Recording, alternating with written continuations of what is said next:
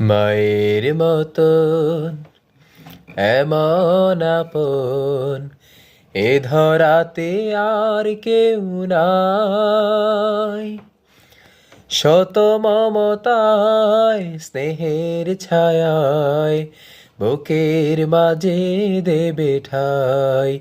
ও মায়ের মতন এমন আপন এ ধরাতে আর কেউ নাই।